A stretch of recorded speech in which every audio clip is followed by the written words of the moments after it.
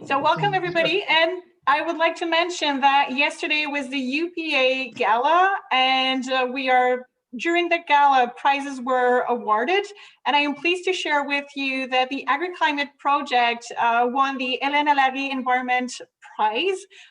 So I'd like for Sarah Delille and Sylvestre Delmotte just to present yourself and explain to everybody who you are in this project, please. Can we start with Sarah? Yeah, hi everybody. I'm sorry for my English, it's not very perfect at all. I'm happy to be with you tonight. And my role in the project is I'm the coordinator for the whole project. So I work with all the regions and the farmers and the counselors and the organization in every region. So it's almost at the end of the project, but it's a nice prize that we had last night. So thank you. Thank you, Sarah. Sylvestre? Yes, hi everybody. I'm an agronomist. I hold a PhD in agronomy, and my role in the project is to support Sarah in analyzing what the scientists provide us in terms of knowledge related to climate change, and try to make sure that we can link it with the reality that you live in your farms. So yes, basically. Thank you. So yes, as mentioned, this webinar is registered because it's going to be available for all of you and everybody else to view later on the website of AgriClimate. I will ask every one of you to put your microphone on mute during the webinar. In this way, we're going to make sure that we don't have any background noise. And if you want to ask any question, I'm going to ask you to either use the chat box or raise your little blue hand. If you click on the participant, you're going to see at the bottom there's an option for you to raise your hand to be able to ask questions. This event is a partnership between the Regional Federation of the UPA of Montérégie and Outaouais-Laurentides. So I would like to ask, both presidents are with us tonight. Each one of them wanted to say a little welcome to everyone. Let's start with Mr. Jérémy Letellier, President of the Regional Federation of the Montérégie. Jeremy, it's your turn. Thank you, Cynthia, and thank you everybody for being here tonight. This has been an activity that we've been holding for a few years back in the Montérégie. Obviously, it was in a room where people could actually talk to each other and not through video. Obviously, this year, because of the pandemic situation, we have to find original ways to meet each other and keep our producers informed. So I think it's an interesting concept to do it in partnership with the Outaouais-Laurentides Federation. It allows us to see new faces and also some familiar faces as well. I see Stéphane Allary there, John McCart, who I get to see quite often. Also, I see Suzanne Laplante there, who probably doesn't remember me, but she was my human resources management teacher back at McDonald College way back in the day. So it's nice to see you, Suzanne. T'as une bonne mémoire, Jérémy. Salut. Bonjour, I say hi to Sylvain as well. Il te fait dire bonjour aussi. Il est sur une autre conférence dans le moment. All right, thank you. So thank you for being here tonight, and I'm sure it will be a great evening. And I want to congratulate again Sarah for that prize yesterday. It was well deserved.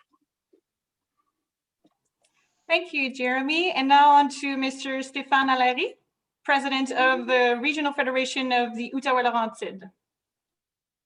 So yeah, welcome to everybody. I'm happy to see that interesting project to work with Montérégie, because all English producers are important to us. And in those webinar, it's not a webinar session, I would say, often it's the one we see are the one are sensibilized by the changement of climate. So you're going to be, for us, those people who's going to propage the changement and all the way to innovate and change our management for the next year, for those next years, all the climate, the changement of the climate. So I would say we're going to try to make the difference. Like that's the trying to change the way that we think or the way we do the things. Put a few notes there. I'm gonna more listening tonight because Martin Caron asked me to be on the committee of plantes fourragères provincially, so I'm curious to see what maybe in the atelier is going to be said, and maybe I can learn too. So that's pretty it there. I'm happy to be there and be how to say that, participate and partager your concern. Okay, thank you. Bonjour. Thank you very much, gentlemen, for this welcome words. We are lucky enough tonight to have a great group of guest specialists in the attendance with us. Those specialists will be available for you to answer any specific question that would be kind of different from the horticultural part, which Ian is our guest speaker and specialist as well. So I'd like to present to you for the dairy sector, Mrs. Véronique Ouellette from the University of Laval. Véronique, if you want to say a few words. Well, first, thank you so much for the invitation. I'm very glad to be here. I recently got hired as an assistant professor at the University Laval. And yeah, I'm very happy to be here. And I hope that I will be able to answer some of your questions, or just to talk about cattle. And yeah, just very glad to be here. Thank you, Véronique. Regarding the beef cattle production, we have Mr. Bernard Doré from Bovie Expert. Yeah, thank you, Cynthia. Good evening, everyone. I'm glad to be with you tonight. I'm a beef specialist, as you said, and I'd be happy to answer any question if I can. And I know there's other beef guys online, so they may be helping me as well. Thank you. Thank you, Mr. Doré. For the cash crop production, we have Mr. François Canel from Profit au Sol. Good evening, everyone. I'm a soil and crop advisor with Profit au Sol in Blainville. I'll be happy to answer any questions you may have. Thank you, François. And I am not sure if Mr. David Hall is there with us. He is our maple syrup expert tonight. Maybe he's going to join on later. Okay, perfect. Thank you. So without any further wait, I just want to introduce to you our main speaker, Mr. Ian Ward. He is the co-owner of Jardin Glenelm and coordinator of the Huntingdon County Farmers Market. Mr. Ward has a BA in journalism and environmental geography. He is a director of the Haut-Saint-Laurent UPA local syndicate and holds a certificate in eco-consulting from the UCAC, chair in eco-consulting. He has been part of the Montérégie AgriClimate group since 2017. So now the PowerPoint is yours and the presentation is yours. Please, Ian, we're listening. Thank you very much, Cynthia. Thank you for the warm welcome, and I'm happy to see so many people joining on. Is the volume okay? Everyone can hear me all right? Perfect. I just want to say before we get started, if anybody has any specific questions, if I'm going too fast, or if there are any specific interrogations you have during the presentation, don't hesitate to pipe up and just let me know, because I'd rather figure it out right away than have to wait until the question period. So I am going to start sharing my screen, and we will take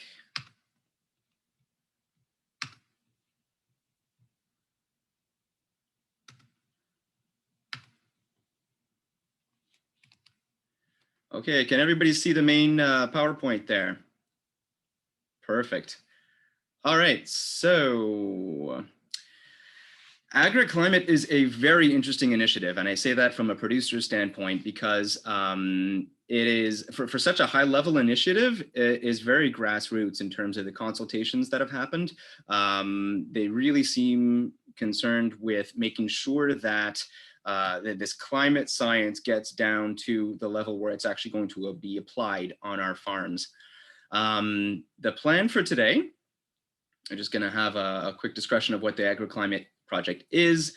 Then we're going to go through some of the specifics, the regional specifics, and then we're going to have questions at the end for the specialists. So what is AgriClimate? It is a project that aims to enhance climate change knowledge for farmers and stakeholders. Now, stakeholders would include governments, governments at all levels, non-governmental organizations also, and agronomist clubs, anyone who has an interest in helping the farms develop and helping us identify ways to prepare and develop regional adaptation plans. So that touches on what I was saying earlier, which is that this information, which really comes from climate science, has been developed in such a way as to not only be specific to Quebec or to agriculture, but specific to our regions, our specific regions, and our specific types of farms. So it's actually a very, very useful type of information that we have through this. The funding comes from the Ministry of the Environment in Quebec and the Quebec Agricultural Development Council, the CEDAC, which is a non-governmental organization dedicated to collective issues in agriculture. Now, the partners, there are rather a number of them, and that's one of the real strong points of the project. It included 10 regional federations of the UPA, and also all of the groups listed here. So we have Oranos first and foremost, which is the Climate Consulting Consortium that really took charge of all of the data that took these piles and piles of information and dissected them and turned them into models and compared the models and developed the trends specific to our regions. So they're the ones responsible for the raw data processing. The Ministry of the MAPAC, also the Ministry of Agriculture, and a number of non-governmental organizations, including the Suzuki Foundation and a number of groups, research groups, all interested in helping farms develop for the climate of the future. There we go for the financing. Now, so AgriClimate, often we hear the global climate science, and we hear about 2 degrees or 3 degrees increase, and it's really hard to understand what that actually means for our farms. One of the main aspects, once the data was sort of sorted and collated, was the discussions with the farmers. So I had the pleasure of being part of the Montérégie working group, and there were groups in every region of Quebec that we were presented the initial findings, the initial data, and asked to determine what specific impacts this data, these trends, would have on our farms. That information was taken back consultancies and dissected again, put into more consultations. There were presentations that occurred in every region also. And one of the main goals is going to be to develop a climate adaptation plan. And so it's going to be something very specific that's going to be a document that'll be useful not only for farmers to know how to orient our planning for the near future, but also for governments. Like, the hope is that the MAPAC and other government bodies are going to use this document, given that it is at such a high level, for their planning over the next decade. That's where we're at with this. Here we see one of the climate fact sheets that has been produced for every region and every sector. These are all available on the AgriClimate website. That's French only. Well, the address is in French. It's agriclimat, agriclimat.com. And that has all of these fact sheets on it. For the moment, they're just in French, but they are working on getting a translation for them. And I will specify also that the adaptation plan, which will be upcoming in the first couple of months of 2021, they are hoping to have that translated as well.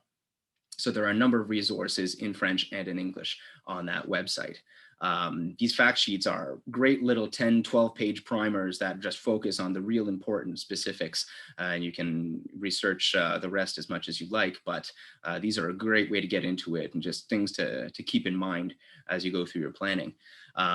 So we have, I'm just going to move my screen over.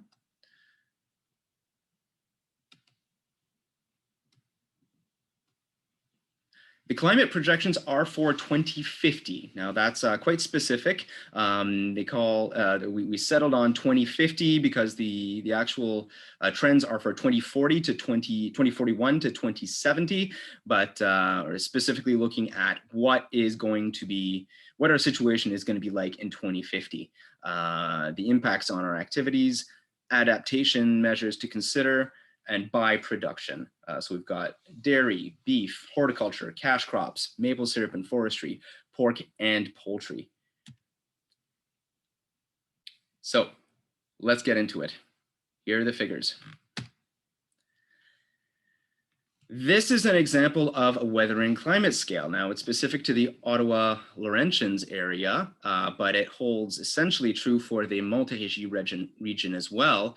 The first line we see here are the observations. These are actual weather observations for the last few years, going back to 1970 all the way to 2017, the most recent year for which we have data. These are what we call weather because they are seasonal or annual variations in temperature. What we see, everything else that we see on this page is what we call climate.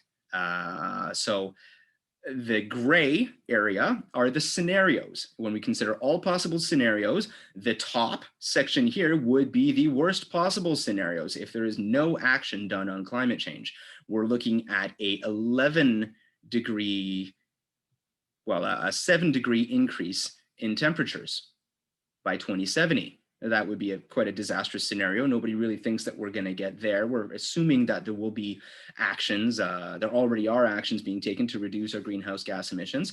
And the bottom layer here would be the potential if we had very strong actions to reduce greenhouse gas emissions. That scenario we've pretty much excluded at this point. It's very unlikely to occur based on what has happened in the last few years. We're just not set up to take drastic GHG reduction measures. The most plausible scenarios are the red and blue lines. So the red line is going to be consistent throughout, is moderate, well, inaction, moderate inaction. The blue line is for moderate action. So the baseline here is 4 degrees. That's our 4-degree average temperature in the Ottawa Laurentians area.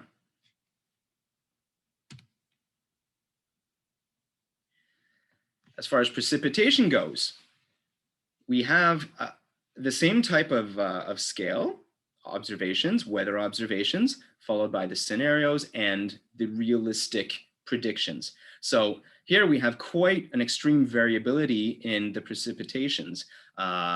We aren't expecting the variability to increase over time throughout these scenarios. The variability should stay essentially similar to what it is today, but there will be a gradual increase, as we see, in the mean total precipitation. That doesn't mean that we're not going to have some dry years, that we're not going to have some wet years like we already have, but the general increase is towards, and the general trend is towards an increase. On the weather side, there is more variation predicted in the future. Not so much in precipitation, the variation will stay similar, but on the weather side, the variation will be greater as time increases. So the situation that we're in is that greenhouse gas emissions have skyrocketed since 1950. We're on a very upward curve at the moment. It will be, well, we've got a challenge ahead of us in terms of addressing this reality, because this is where we're at. It's going to be difficult to reduce those emissions in any great way. So the trends that we've seen towards general increase in temperature are going to continue, as well as some of the indicators that we're seeing here. Now, as far as the scenarios go, I'm going to this is touching on what I was explaining earlier about the general probability of scenarios. The red line here is the extreme inaction in this graph. And then we have varying degrees of action, some of which is beyond our control. I mean, it all depends on what individuals do, what businesses do, and what governments decide to do. But by putting all of these models in place is a fairly effective way of deciding on what the averages are going to be. And there's quite a strong degree of confidence in these figures, by the way. They are based on extremely good science that has been taken over decades, some of which is from the IPCC, the Intergovernmental Panel on Climate Change. So in the Laurentians, we are looking at an average 2.8 degrees Celsius increase by 2050. Okay. The black line here is the historical. This is what we've seen from 1981 to 2010, a 30-year average. The temperature goes up in the summer, obviously, and we're following essentially the same trend in the projected scenarios over time. Note here that we see an increase in the warm season to 245 days. That's a 20-day increase. Total precipitation, on the other hand, this one is really interesting to me because it points to a décalage, a difference compared to what we see now. We're going to see an increase in precipitation, particularly in the winter months and then the end of the fall. We're actually going to see similar precipitation or a decrease in the summer months. Now, remember that we're going to see an increase of 2.8 degrees Celsius. So there's going to be increased evapotranspiration. That is going to lead to a lack of water in the summertime because we're not getting an accompanying increase of precipitation to go along with that increase in temperature. That's going to be one of the main challenges we have to face. Montérégie, the numbers are a little bit different, but the trends are the same. Increased precipitation in the winter and in the late fall, similar or reduced precipitation in the summer. Now, the data was all broken down by season also because it's a great way to break it down because the impacts are so different through the seasons. Over the winter, currently in the Ottawa Laurentians area, we have 135 days of snow cover. In 2050, we'll have a reduction of 40 days of snow cover, accompanied by a reduction in the maximum snow depth of 38%.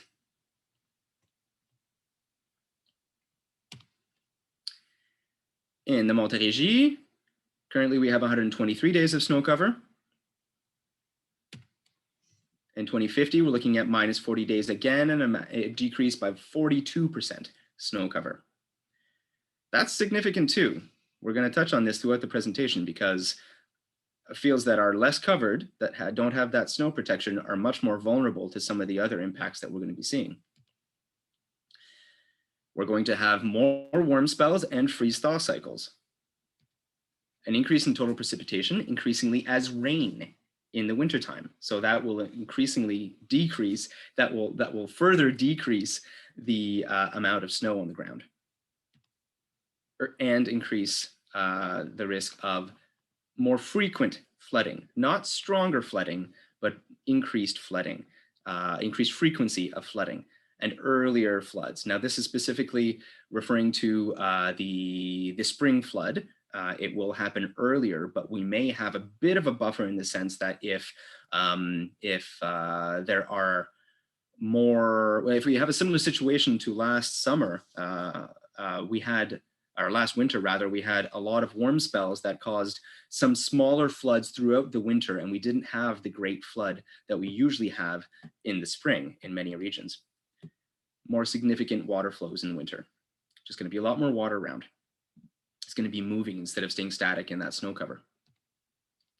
So, winter threats for livestock farms include buildings and wintering pens. So we're going to see increased snow and ice loads on roofs in some years, particularly in scenarios where you get a buildup of snow followed by rain, where the snow becomes kind of like a sponge, then you get a freeze, and then that becomes an extremely heavy buildup on buildings.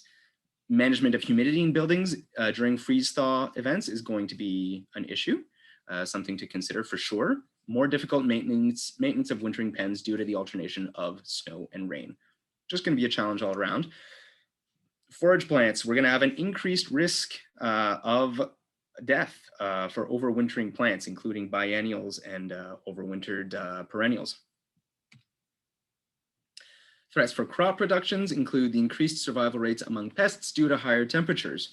So pests, insects that currently their life cycle is severely reduced, where some generations don't survive the winter, they're going to have a better rate of survival. They're going to be arriving earlier, and they're going to be a little bit stronger right off the bat.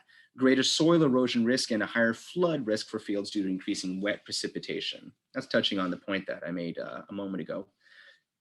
Obviously, if we have greater floods, then there's a greater risk of soil erosion, especially if the fields are uncovered over the winter.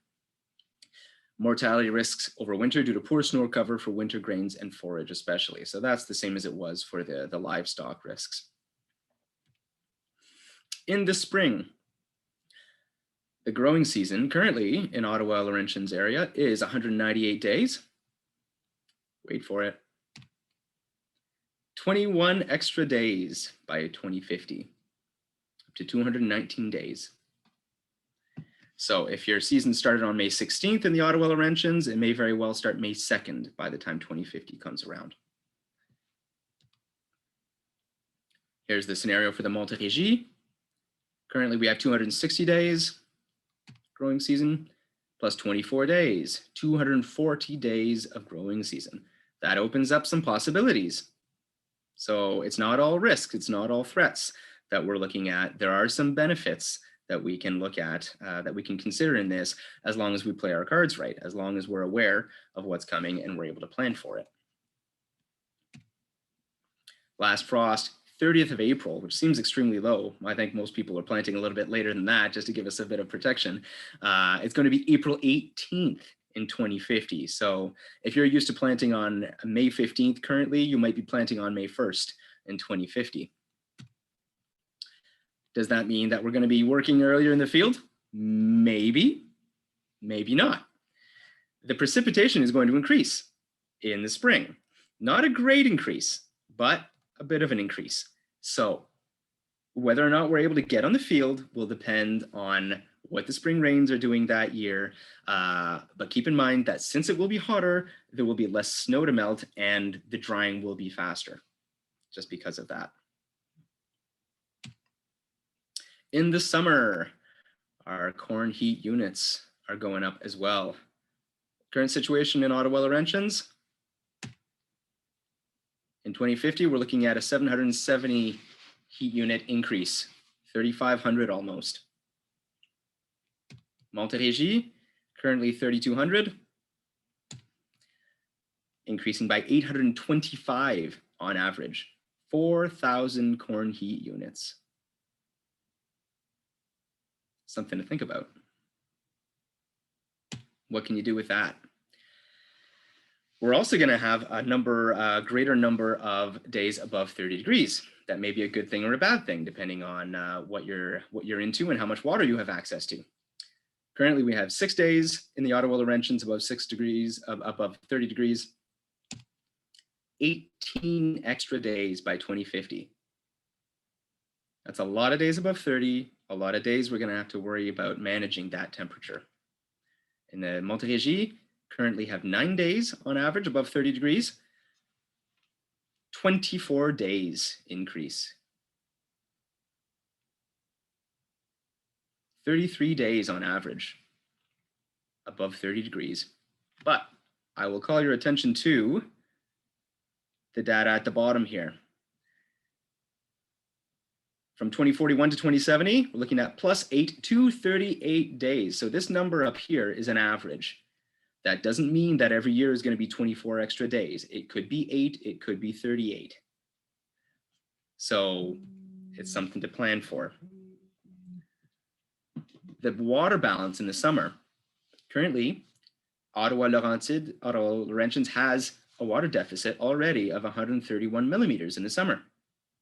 It's going to increase by 46 millimeters to 177 millimeters total water deficit in the summertime, June, July, and August.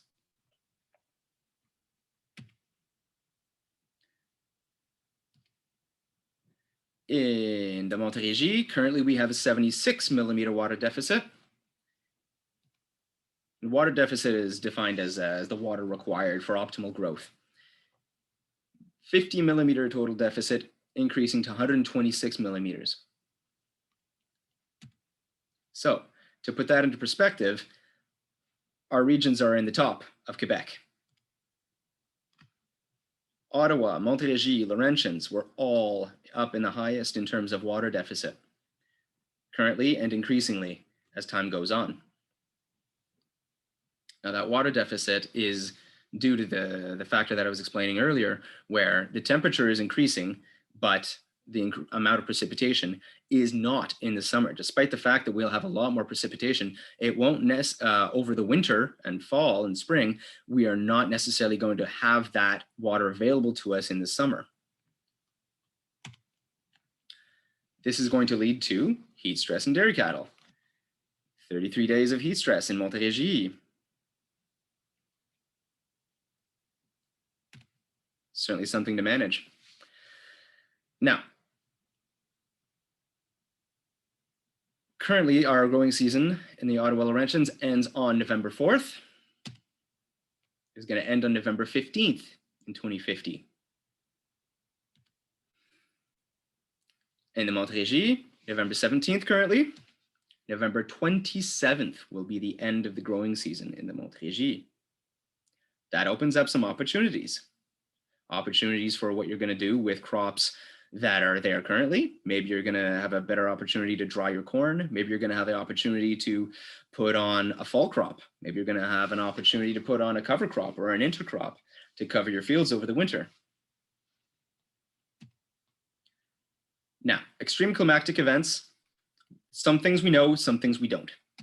We know that there will be fewer extreme cold spells. We're looking at a possible reduction of 5 to 10 degrees in the coldest days of the year. So if your average is minus 30, if your average expected coldest day is minus 30, it could be minus 25 or minus 20. More heat waves, longer and hotter. Similar to what we saw last year, actually. In one of the presentations we had last year, they expressed that the summer that we'd had in 2019 was going to be the average by 2035.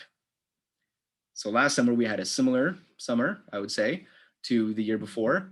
We can consider that that will be more of the norm, but some years will be warmer and some years will be colder.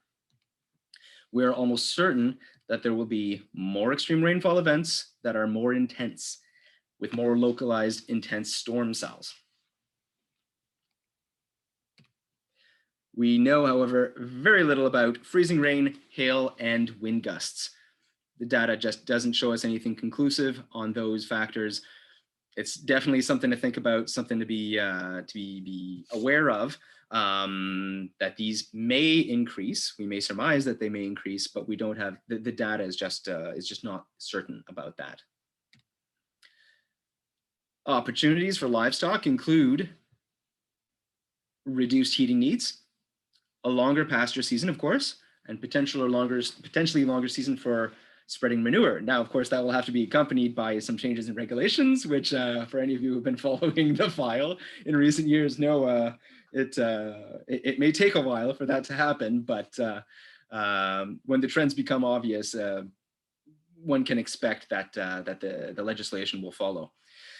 Potential yield increase in forage also. And we'll go through some of the numbers on that later. You'll see it's pretty interesting. Threats for livestock farms include the heat stress that we referred to earlier. Milk production will be reduced, reproduction will be affected, and higher risks of mastitis, ruminal acidosis, and lameness.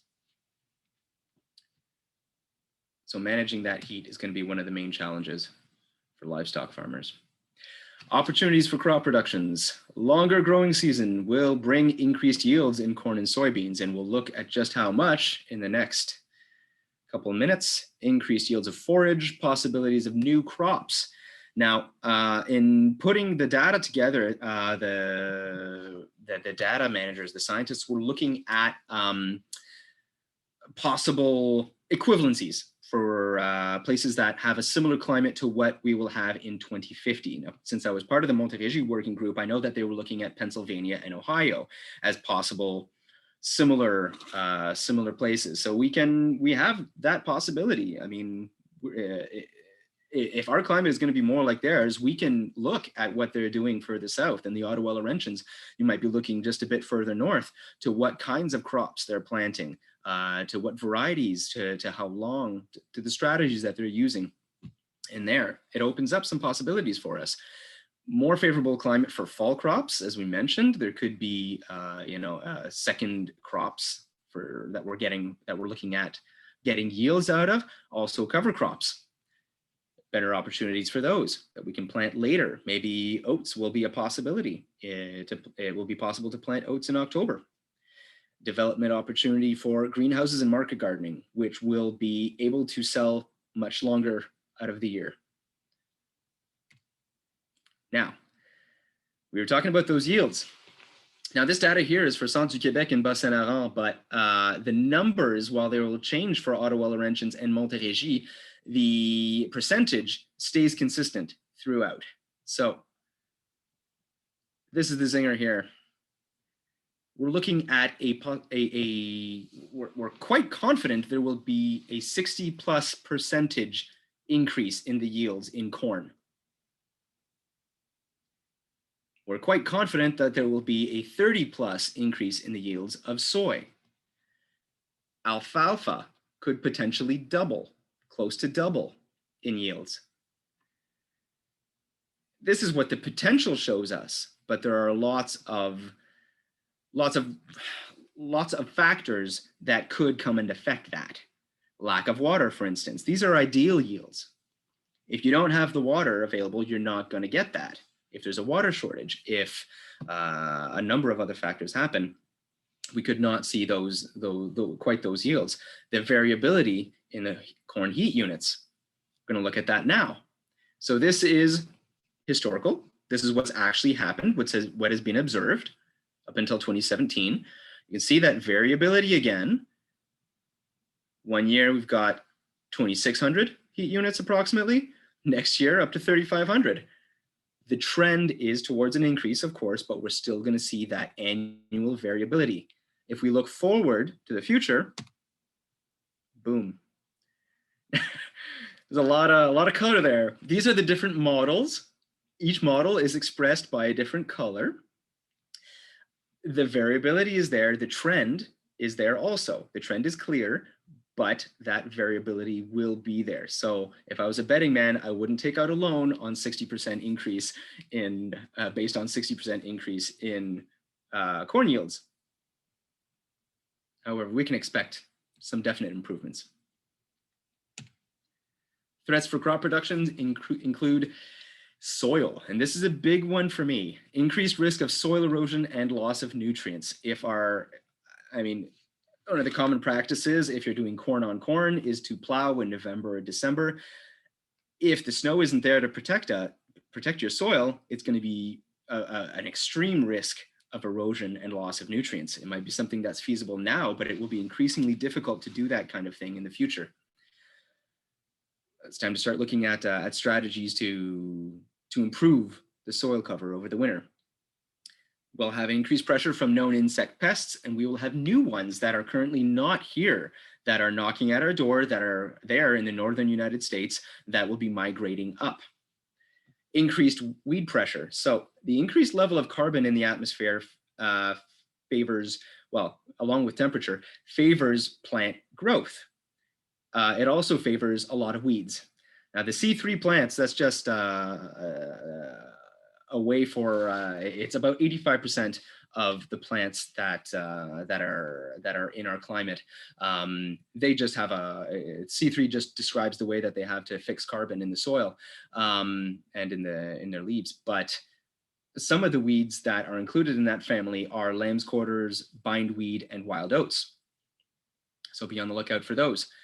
In terms of water management, we'll have an increased crop water stress and increased risk of water shortages. So if you were thinking about putting in irrigation because you're seeing what's coming along, you know, time to buy your goutte à goutte, time to buy your drip lines, because there will also be an increased risk of water shortages. So while Quebec is fairly lucky, we have quite a bit of water, there will be a risk of shortages in the future if everybody's competing for that same water. And that's it for the data.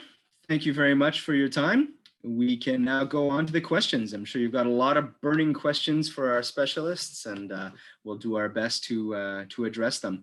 Any questions that you have that we are not able to answer, we are able to dig into the numbers a little bit more, so we can get back to you on that. And as I said, there are a lot of resources on the AgriClimate website. This presentation will be recorded and available in the near future. And if you are interested in being part of the final stretch of the adaptation plan and actually helping to inform that adaptation plan, there is a workshop, the Montérégie Forum, on Friday morning, where there will be break-off groups for each sector that'll give people the opportunity to be part of the discussion on what this adaptation plan is going to contain. So thank you very much. I turn the floor over to questions. Thank you very much, Ian. I have my first question with Mr. Jérémy Letellier. So Jérémy, you can go ahead with your question. All right, thank you, Ian. Great presentation. Ian, I understand that predictions are made up to until 2070, and I understand that the longer we go, the more inaccurate those projections will be. However, the future will last longer than 2070. Do we have any idea, even if we take drastic measures to cut down our greenhouse gases emissions, how longer does the future generations will have to suffer the consequences of what we're doing right now? Is there any projections to that? I don't know if we have any specific projections for post 2070, but what we can expect is that the trends will continue. You look at those curves, the extreme measures, the extreme reduction measures basically flatten out. I mean, if you look at, let's just go to this slide.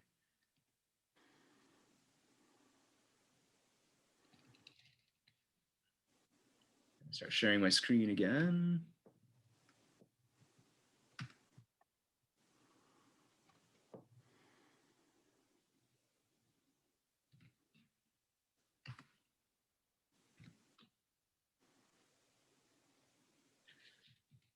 If you look at these curves, so this is the one for temperature.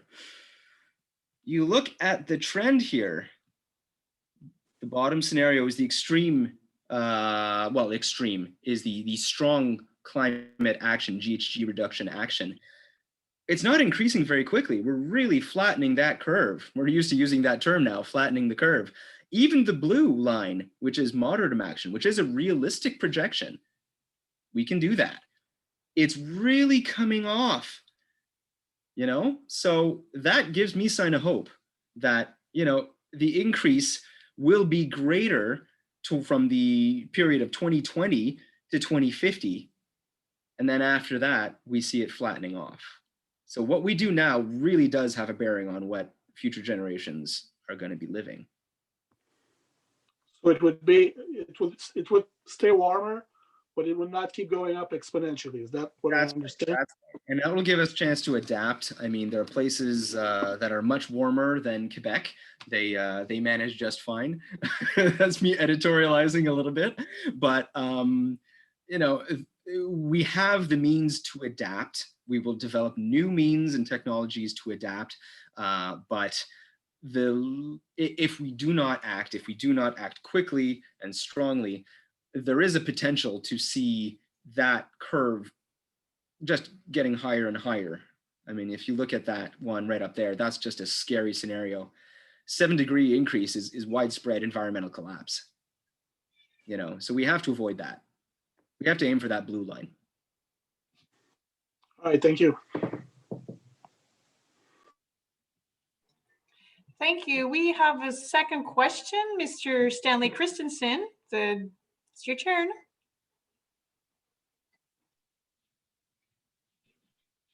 I got to get the mute off. Yeah, just a couple of observations here. We look at it as far as dealing with warming and shortage of water in the summer, as far as forage for grazing.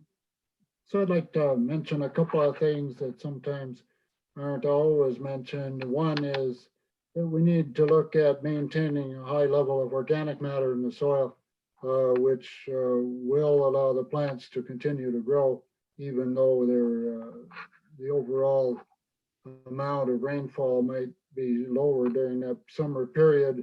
Another way to protect the grass is, of course, leaving a higher residual behind the livestock when they're grazing. Not look at necessarily grazing it right down, but leaving 10 centimeters instead of 4 or 5.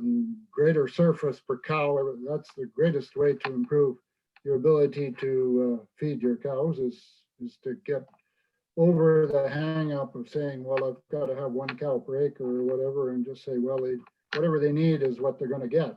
And we can make sure we use that, and also having more shade area for them on any day that the humidex is 30 or more.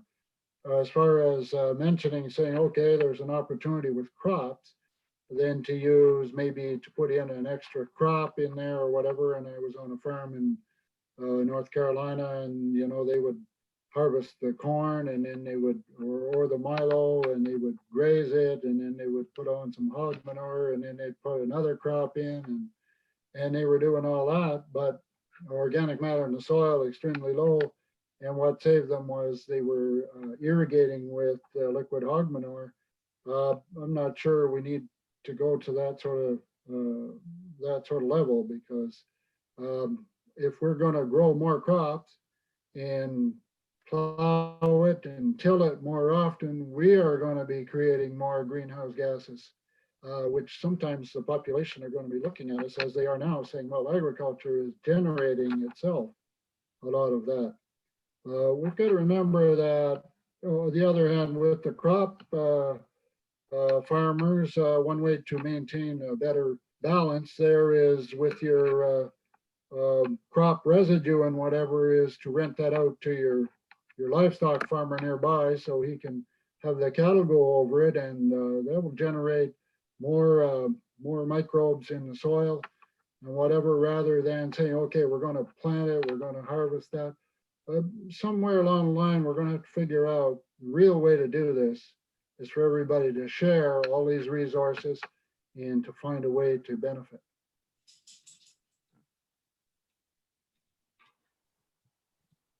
Thank you very much, Stan, for these shared thoughts and facts you've been living and going through. Do we have other people who would like to ask questions, or Stéphane Allary? Yep, go ahead, it's your turn. It's not really, well, maybe a question, because often I talk to farmers, and some guys, they say, oh, we cannot make direct seed at our place. We cannot, we need to plow. We don't have any yield because our land cannot do that. Or is it possible that some land they cannot get good result without plowing and working the land? Or is this a matter of, how to say that, a matter of what's the belief there? They need to plow, they need to work the land, they need to. Is it true that some land you cannot do minimum tilt? Or I just wonder, because we got people from Montérégie, and like to know if it's possible. We have to, those guys, they got to plow, they got to do things the way they've been done. So to generation? I don't know, somebody can answer that. I can put in my 2 cents. I've never seen a soil that cannot be managed no-till. It's difficult when you have heavy clays that are not well drained. Those are the soils that you are not going to be very successful doing no-till. But once you manage the drainage problem, then it usually is quite doable. But you cannot think of doing no-till in a corn, soybean only rotation. You need to include wheat, you need to include cover crops. And yeah, in the Mirabel area, we have farmers that are doing no-till in heavy clays. They've been doing no-till for almost 20 years now. And the soil is fantastic. The yields are fantastic. So yeah, they've succeeded, but their land is top shape. You know, pH is always good. Drainage is good. It's not as simple as when you have the plow to get rid of the surface compaction and the weeds, and it's another system. But yeah, I think if you put your mind to it, you're going to find the solutions. Thank you, Stéphane, for the question, and thank you, François, for the answer. I have another question from Mr. John McCart. John, it's your turn. Good evening. Being able to cope with the increase in temperatures, we can easily look to the south and see what they do. You know, we don't need to be combining corn in November and December all the time. It'd be nice if we can do it in the end of September. The same thing as taking soybeans off in early September and getting a cover crop on there afterwards. What bothers me is the availability of water if things dry up. And we know that in some parts of Alberta and some parts of the Midwest, southern Midwest, that they're able to do pivot irrigation or whatever, because they have a huge underground reservoir to draw from. Does Quebec have the ability to provide water like that if we can't get it out of the rivers and the streams?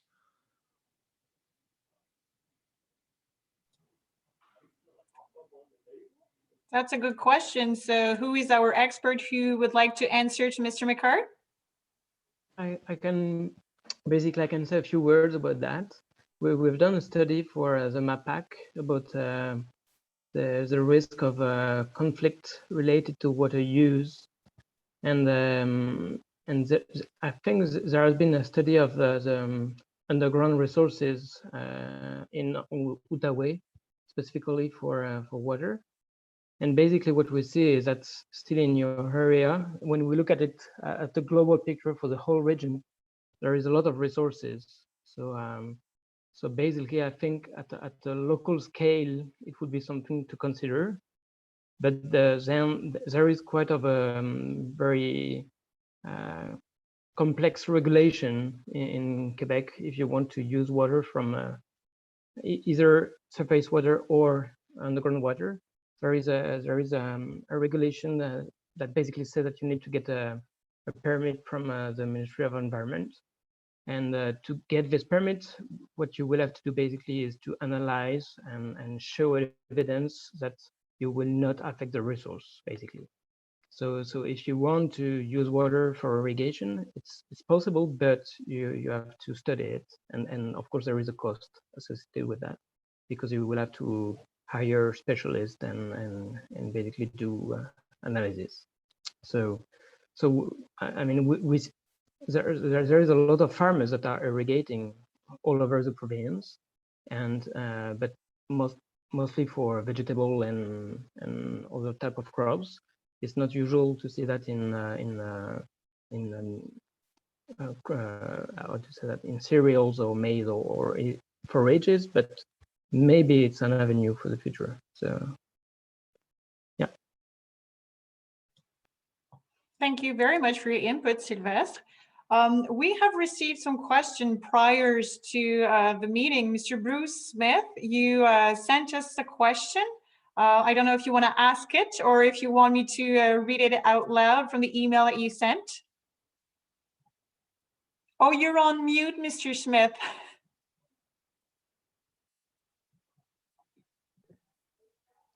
Read it out loud, I think. Okay, so Mr. Smith sent us a question saying, we practice rotational grazing with beef cattle. Is there evidence that these pastures increase carbon sequestration? I assume that if this is so, an equilibrium of carbon content is reached after which no additional carbon is stored. When is it likely to occur? Is there any policy action on the horizon to pay farmers for carbon sequestration? The issue of methane production of feedlot finished cattle versus grass-fed cattle is complicated. Are appropriate extension methods being produced to limit methane production by cattle? So it's some kind of a two-part question. Are our beef and dairy expert interested into answering that question? Yes, Cynthia, I can go ahead with the second part of the question if you let me. So you are totally right. So looking at the difference between the feedlot and then the grass-fed in terms of methane emission is quite complex. So first, if we only focus on methane emission from like the digestion, then of course the grass-fed beef will produce at least 20% more methane than the grass-fed. But looking at the greenhouse gas emission is more than only looking at one sector of the farm. You need to get the big picture. So then if you look at, for example, carbon sequestration, then you get more with your grass-fed beef. And of course, you need to look at the footprint of the feed that you're going to give to your animals. So looking at the entire greenhouse gas emission from one farm is quite complex. And in terms of extension, I can only tell you that at Laval University, there are people working on calculating those emissions and trying to figure out some strategies to try to mitigate those emissions. And that's what I had to say about the second part of the question. And then for the first part, I can give you a little bit of the answer also. So when you look at evidence, we see that rotational pasture, you create more biomass. So basically you will sequestrate more carbon than when you do continuous grazing, for example. In terms of your equilibrium that you mentioned, I'm not sure that I can answer that. So I don't know if there was another person in the audience that could answer for me, but that's all I have to say. So I would say that rotational pasture is better for sure. But yeah, thank you. Thank you, Véronique, for your insight. Mr. Bernard Doré, would you be available to answer the first part of the question? I think the first part was touching base with, is there any regulation coming out about carbon sequestration? Is that what it was, the first part of? Yes, exactly. So it was regarding the rotational grazing with beef cattle. So if there's an equilibrium of carbon content and it's reached, can any other carbon be stored in? When is this likely to occur? Is there any policy action on the horizon to pay farmers for carbon sequestration? To my knowledge, there's no really policy coming out unless something is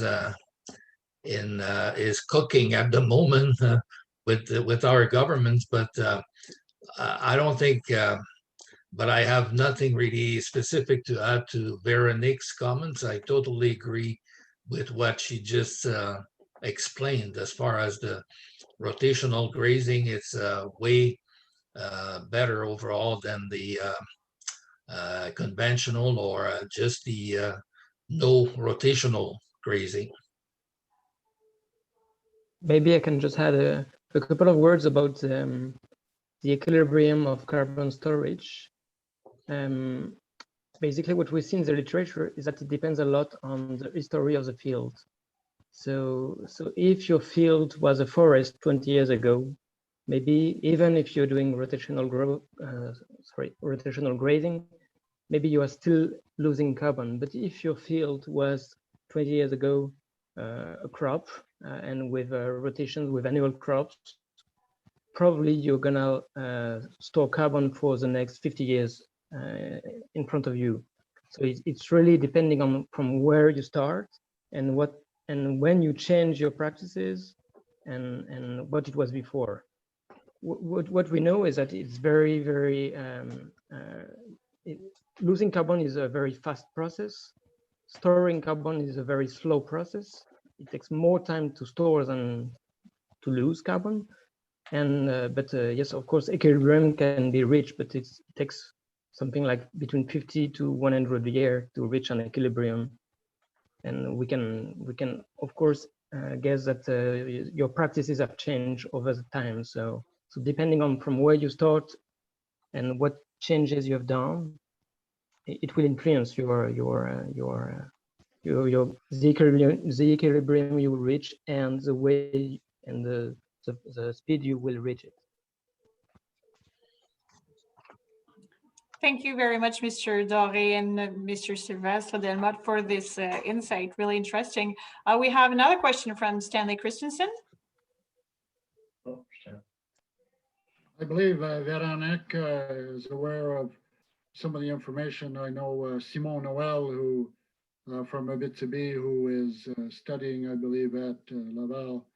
And as far as I understand, they're doing some work on their farm near La Sarre on storing carbon.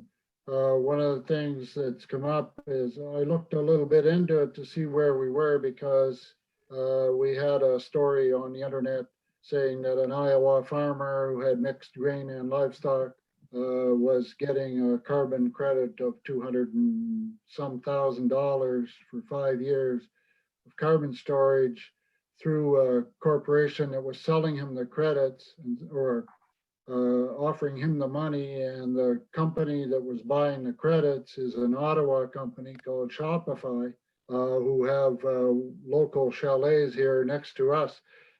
So I'd certainly like to find a way to tap into that kind of significant money. I don't know whether there's any way to establish carbon trading for farmers, but like Sylvestre said, if you've been going with very good farming practices and high levels of organic matter and whatever for the last 30 years, your chances of improving it are a lot less than the guy that's had continuous cash cropping for the last 30 years, and he can build up, he can actually get credits a lot easier than the one that's had long-term good practices.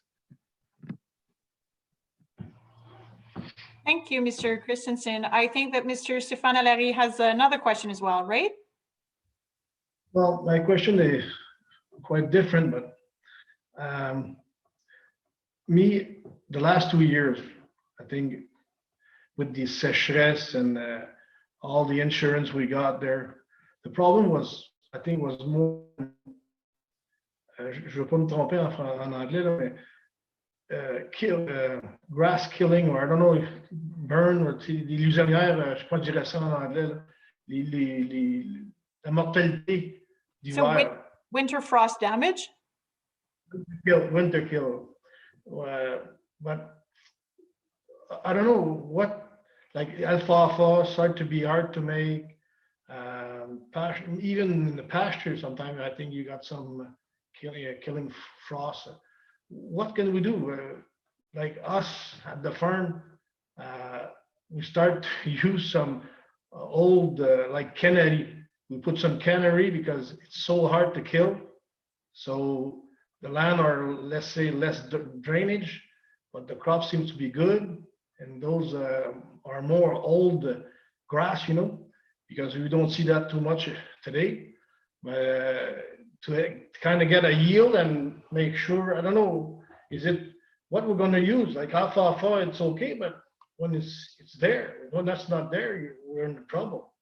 And we can put corn after if it's burned or killed. What we should do? Because the ration I see in the dairy ration, now the guys, they start to put corn and straw, and it's not really, we're not looking for protein because they get all kind of supplement, but for the grass, I don't know. I don't know if you understand my question. We got some specialists. Where we should go on those plants there? So who is our expert who would like to weigh in into Mr. Alary's question? Yeah, it's a tough question. We don't know exactly which way it's gonna go. If you look at Southern Ontario, they grow winter wheat. They don't have tough winters there, so winter wheat survives very well. So if we get that kind of winters, we may not be in such a bad shape. But then again, with alfalfa and the forage crops, when we see winter damage, it's almost half of the time related to surface drainage problems where there's a little bit of water ponding and that freezes, and then there's a sunny day, snow melts, makes water ponds in those little places and freezes at night, and alfalfa can only take a few of those punches, and after that it just breaks. So again, surface drainage is going to have to be top shape, and well, we'll see, because if winter is shorter and spring is warmer and winter is warmer, around Guelph, around Toronto, winter wheat survives very well there. So I'm kind of optimistic actually on that part. But is there any, so we're talking about winter wheat that would survive well. Is there, I think that Mr. Alary's question was a little more regarding towards the kind of plants that could be grown regarding the hay production, because this is what we've been seeing a lot of problem with the hay production because of the drought, because of the winter killing damage, because of the frost. So do you have any idea of what kind of variety those producers should implant? Because it's not like only for us, like we're more in the south of Quebec, but like even in Bas-Saint-Laurent, I think they got frost kill, and it's not, before it changed a lot there, like South Ontario was going to take time in a way, but what do we do in between there? C'est ça, qu'est-ce qu'on fait entre les deux là? Yeah. Du blé d'automne, winter wheat, it's not really good here, honestly, because in the last 10 years, I've been trying to grow some, and a lot of loss too. So we're not there yet. So we still have tough winter, and we still, like you said, what kind of plant is going to grow? Like everybody's putting research on alfalfa and get the alfalfa better, but it costs more, and we're not sure it's going to be there in the first year. Sometimes we got only 1 year of good alfalfa. After that, it start over again. Yeah, that's La question, c'est un peu ça. Yeah, that's a tough one, because the alfalfa we grow today is sensitive. It can take maybe 2 freeze-thaw cycles, deep freeze-thaw cycles, and then after that, the crown just breaks, and it's over. So, can the breeders produce alfalfa that's going to be more frost resistant because of its physiology, its morphology? Well, that's up in the air for now. We don't have anything solid, I think, right now. People are moving towards more resistance, like you mentioned, more resistant types of forages, but alfalfa is the queen of forages, and it's not doing well in the tough winters we get. So yeah, right now I don't see a lot of opportunities. I think it's going to be up for the breeders to come up with an alfalfa that yields better. Right now, in the Ottawa region, there's a lot of interest for pearl millet and Sudan grass, and in our region as well, in the Mirabel region as well. They're just patches. It's not like having a good hay alfalfa crop. But yeah, it's going to be tools that we're going to have to manage in the future. Another cards going to have to add to our deck so we can have forages for the future. Thank you, Francois, for your insights. Sylvestre, would you like to weigh in as well? Yeah, just maybe a word, and maybe Véronique, I see that you want to speak as well, but just to say that there are ongoing research at Agriculture and Agroalimentaire Canada in Quebec about varieties of alfalfa that resist better to the winter, and also that when we spoke with farmers from other regions in Quebec about this issue of winter survival of alfalfa, many of them also spoke about the ways they could work with snow to make sure that there is a strong snow cover, and seems like you have better results when you cut your last when you do your last cut with a higher level of I don't know how to say that, the cutting machine. So it's, and also if you have trees close and windbreak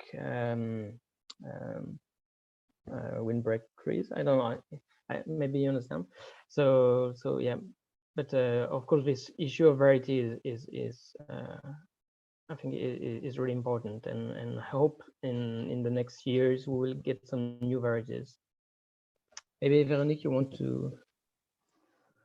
Well, yeah, I just wanted to say that they're tackling that problem at Agriculture Canada, and they're looking at different strategies that they can do. So they can either choose different species, like you mentioned, Francois, pearl millet or sorghum. I know that they had some good results with those two, but they still have some work to do. Or then they can try to have a better variety of alfalfa. So I know that they're working on the two. And as for dairy producers, what we see is a more problem with grass species. So, you probably know that dairy producers, they rely a lot on timothy. So we're trying to do the same work that needs to be done for you guys on the alfalfa. So I feel like it's a problem that we're gonna have to tackle in the next year.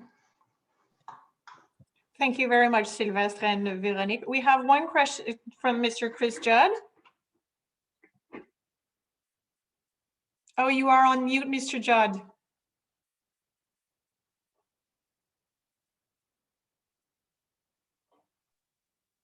How about that? Now it's good. Can you hear me okay? Because Yep. I'm working from a BlackBerry, not from a computer. Well, it's working really fine. Okay, that's good.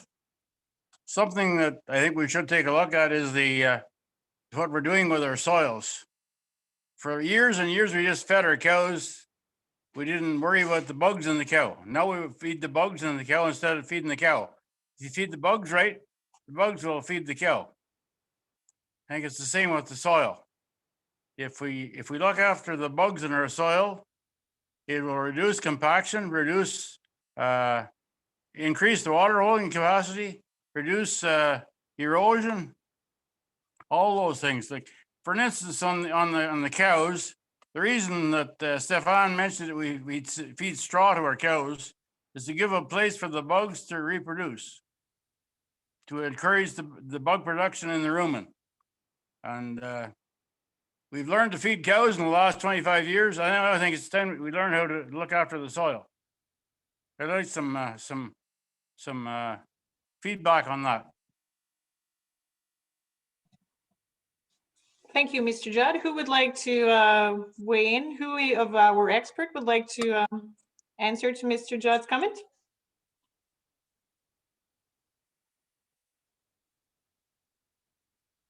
So do we agree on what Mr. Judd is saying, which is we've learned to feed our cows to make them more productive, to have more weight gain, more milk, whichever animals we fed to have more gain at the end, a better pay.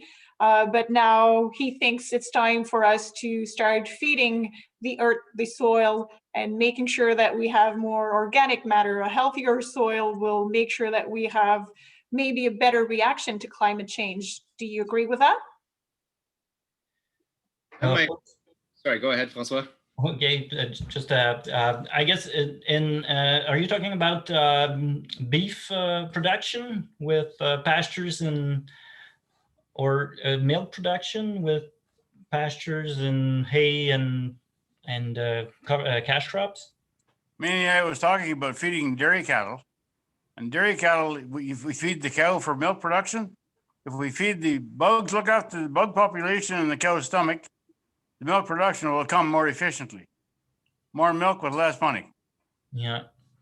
Yeah, the soil needs what we see in cash crop production is people that put cover crops that have so we have plants growing in the soil from spring to fall. That really helps improve the soil biota and it improves the soil permeability, and it will make it more resistant to drought, and with increased permeability it will sustain the storms better in the summer.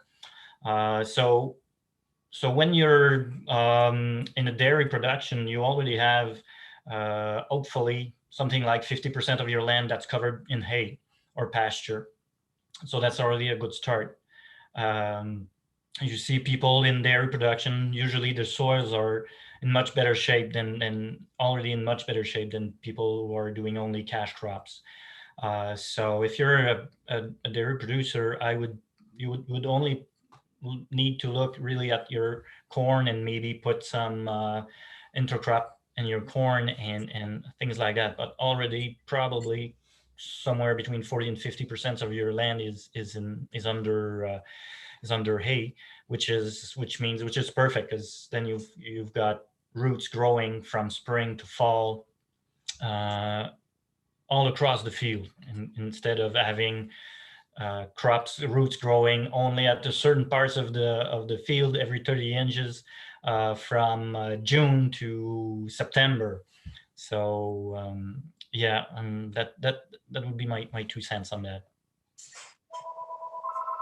Thank you, Francois. Ian, would you like to give us your input as well? Oh, just 2 cents. I don't have too much to add, but just I wanted to mention that the MAPAC, the Caravane des Cultures from the MAPAC came to a farm in my area last year, and I was very surprised to see that even people who are employed by the government, I don't know if I have an unfortunate bias, I think that they have some sort of path dependency, but they were extremely progressive in what they were recommending. They were saying that the soil has to be covered all year long in order to preserve the glomalin in the soil, which is essentially the glue that holds the soil particles together, that keeps them from washing away, that keeps them from compacting, and that it's absolutely essential in their view to keep the soil covered all year long.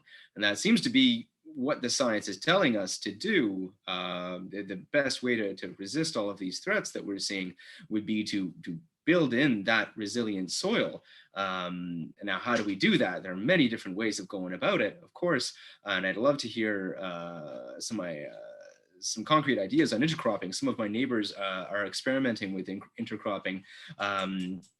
Rye in particular this year, it's appearing everywhere in my area.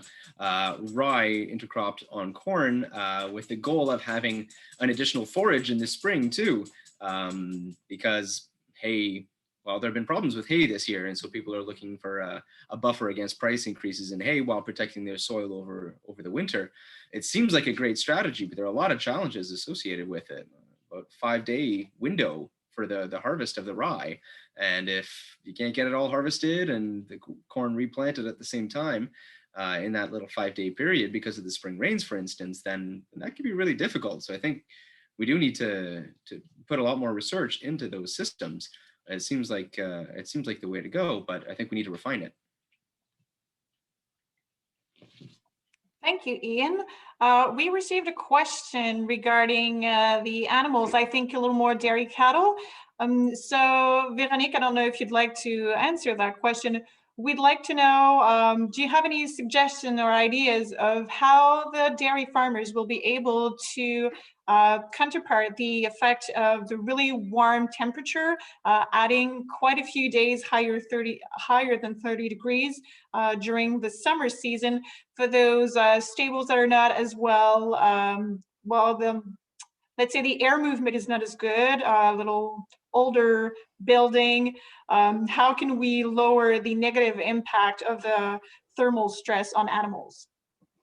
That's a very good question. My suggestion and my recommendation would, for that type of barn that you just described, would be to add some basket fans.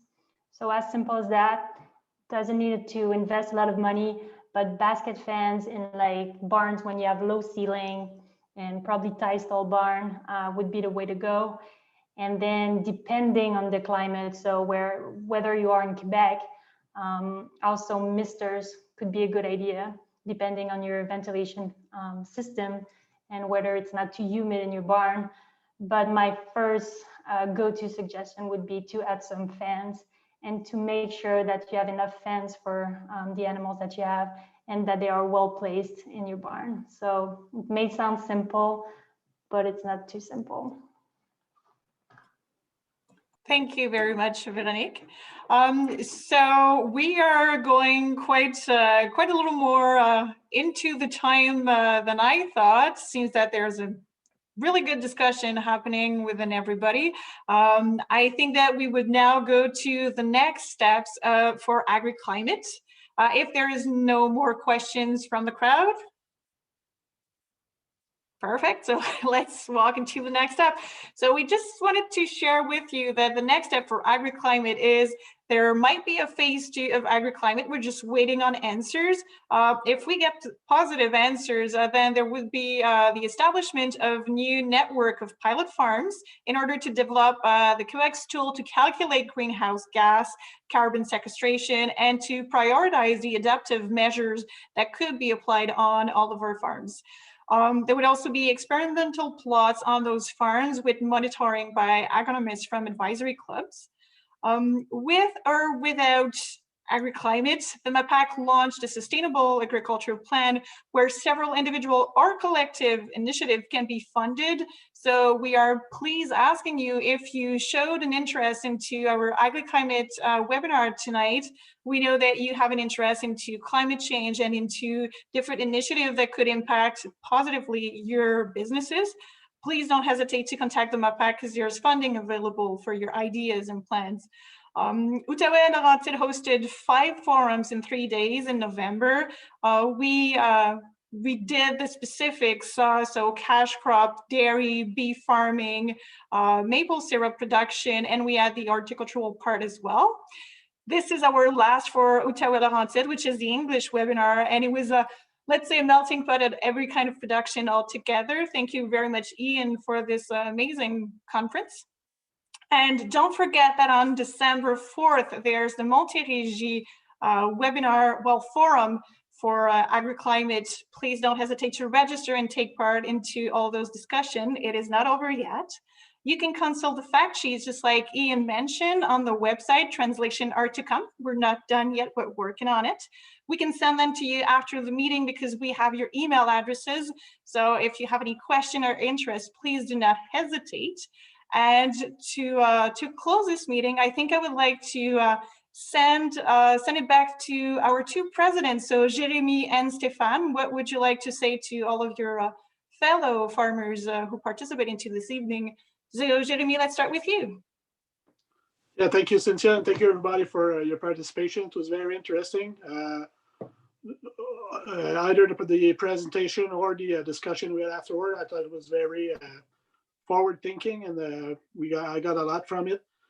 Just a reminder that here in Montérégie, we are organizing those activities a few times during this winter. Catherine, if I'm not mistaken, we have 6 presentations spread throughout the winter. So every Anglophone farmer from the province, not only in Montérégie, but if from Outaouais or Laurentide, you want to participate to those at those activities, you are more than welcome. And the more the merrier. So thank you very much for your participation, and hopefully we'll see each other again very soon. Thank you. Thank you, Jérémy. Stéphane, would you have a few words for us? A few words. just say thank you to be there. I will say like a preach, just spread the news. Ask your neighbor, farmer, we're not there to trying to change their way or think differently. And because often we forget about 2-3 years that pass, and those climate changements are going to come back, and we're going to see more crisis. So just let them know they gotta follow, like Jeremy said, they got WEBINAIRE.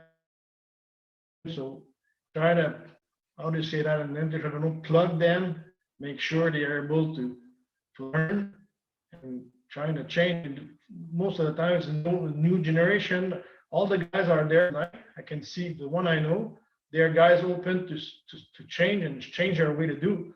But the other one, we need the other one, because when I go, let's say me and Jeremy go against the financière for crop insurance, and we cannot always say we need money for, hey, we need to do we need to change our way too, to make sure, because one day that program, the insurance is going to be so expensive, maybe we won't be able to have some. So I don't know, Jeremy, the same way with me, but we got to change. We gotta make sure we try to manage that. So I appreciate even the the specialists that were there, Véronique, Sylvestre, and François. Thank you very much, because like every time, even if I learn one thing, I learn a lot. So thank you to be there, and I appreciate it. Thank you, Stefan. So again, a warm thank you to Sarah and Sylvestre, who've been pushing that project since the beginning. It is quite amazing to see what you have done.